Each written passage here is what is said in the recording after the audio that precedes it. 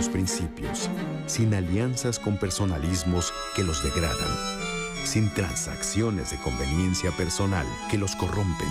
Solo los maestros pueden crear esta generación salvadora, esta generación realmente revolucionaria que ya no va a endiosar a los hombres, sino a exigir que se cumplan las leyes. Durante 100 años, la Secretaría de Educación Pública ha impulsado el acceso a la educación en la ciudad, el campo, la montaña, la sierra, la costa, en todos los rincones del país, desde el nivel preescolar hasta posgrado. Ha cambiado el destino de México y de los mexicanos, sembrando oportunidades de vida y crecimiento. O sea, no tenemos sectores que duden del valor o de la eficacia de la educación. La educación, tenemos que recordar, es un hecho intrínsecamente emancipador. La educación nos emancipa de la ignorancia y nos emancipa de las subordinaciones o del sometimiento. La educación nos hace más libres.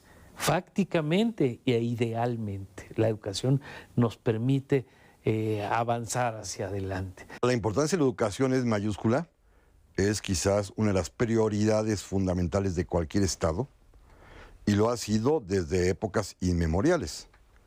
Educar es un proceso natural que con el paso de los siglos y de los milenios inclusive, se convierte en una, pues no solamente necesidad, sino también en una obligación de toda sociedad de educar a sus miembros, a sus niñas, a sus niños, a sus adultos, inclusive hasta los adultos mayores.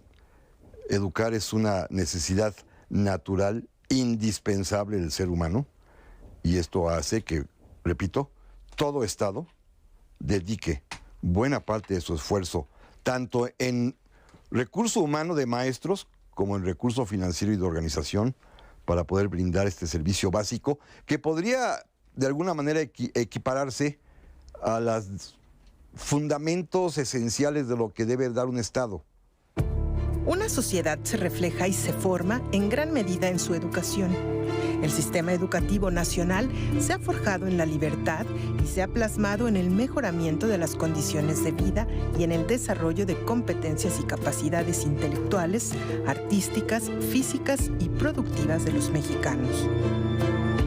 No se podría entender al país sin su sistema educativo.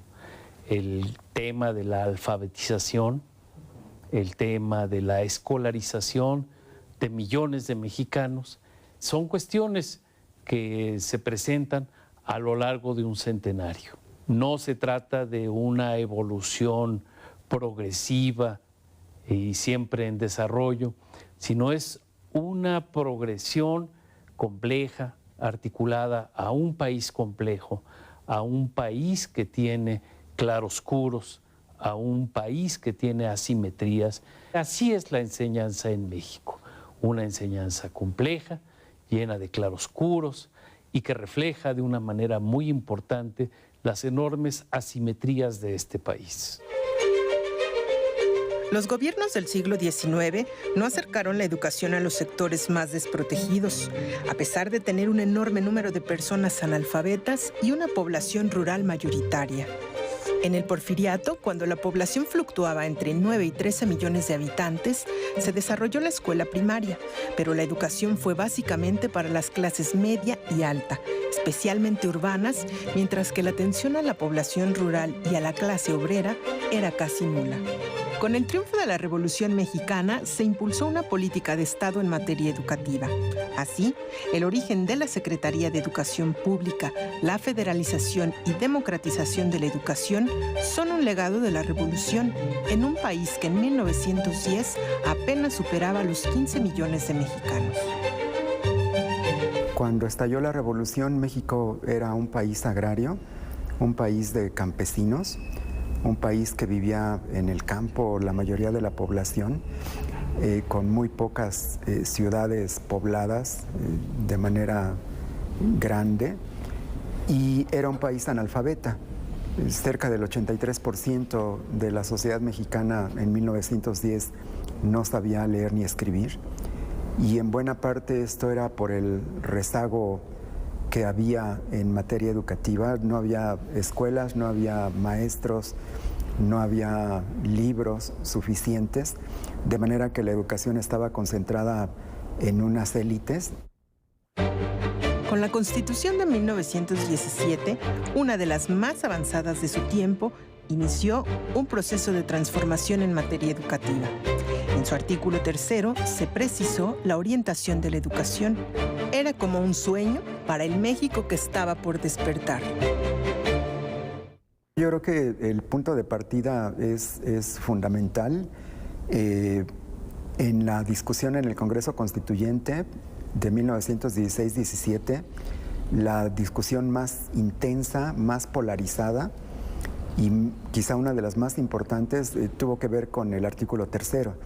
Ahí se dieron dos posturas distintas, la de el entonces todavía primer jefe que iba a convertirse en el presidente constitucional de la República, Venustiano Carranza, que había presentado un proyecto de constitución en donde hacía suyo el planteamiento de la Constitución de 1857, que defendía la libertad religiosa.